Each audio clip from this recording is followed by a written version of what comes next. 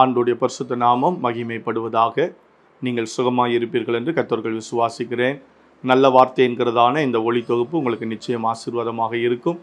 ஆசீர்வதிக்கப்படும் போது அதை எங்களுக்கு தெரியப்படுத்துங்கள். ஆண்டவர் நிச்சயம் உங்களை பலப்படுத்த அவர் வல்லமையுள்ளவர்.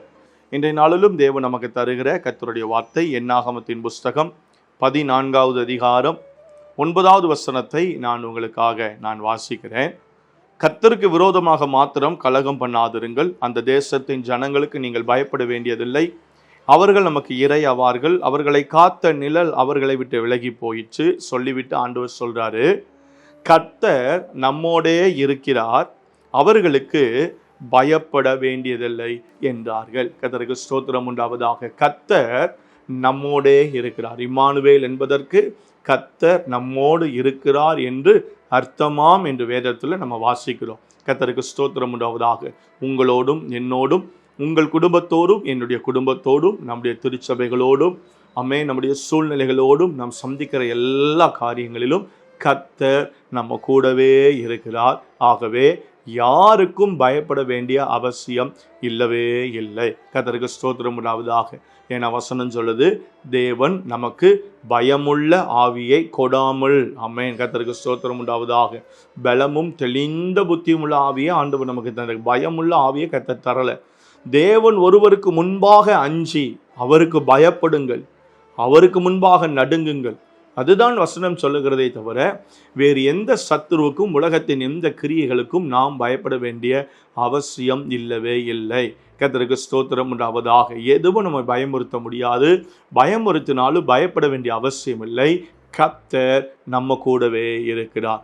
இதை நீங்கள் எத்தனை பேர் நம்புறீங்களோ, எத்தனை பேர் விசுவாசிக்கிறீங்களோ, எத்தனை பேர் இதை உணர்ந்து நம்பிக்கையோடு இதை ஏற்றுக்கொள்கிறீர்களோ, உங்கள் ஒவ்வொருடைய வாழ்க்கையிலும் கர்த்தர் கூட இருந்து பெரிய காரியங்களை செய்கிறதை நீங்கள் இன்றைக்கு பார்க்க ஆண்டவர் உங்கள் கண்களை திறந்தருளுவாராக. கர்த்தருக்கு ஸ்தோத்திரம் உண்டாவதாக.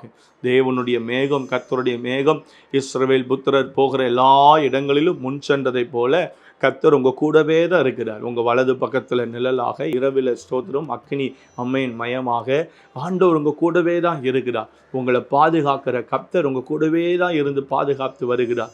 கர்த்தர் நம்மை பாதுகாப்பார். கர்த்தர் நம்மளை காப்பார். ஸ்தோத்திரம். பகலிலே வெயிலாகிலும் இரவிலே நிலவாகிலும் அது சேரப்படுத்தாது. வசனம் அப்படிதான் சொல்லுது. கர்த்தருக்கு ஸ்தோத்திரம் உண்டாவதாக. ஆகவே ஆண்டவர் என்னை விட்டு விலகிட்டாரோ யோசிக்க வேண்டாம். ஆண்டவர் தெளிவாக சொல்றாரு, கர்த்தர் உங்களோடே இருக்கிறார்.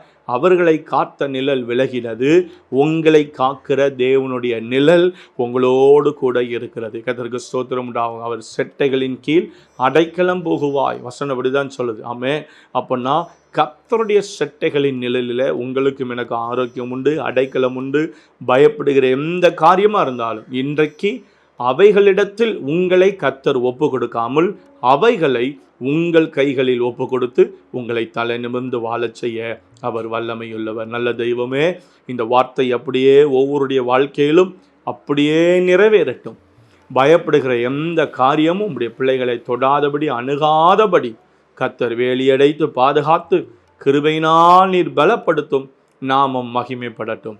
இயேசுவின் அற்புதமான நாமத்தில் பிதாவே. ஆமே. ஆமே. Have a good day. கர்த்தர் உங்களை ஆசீர்வதிப்பாராக. ஆமென்.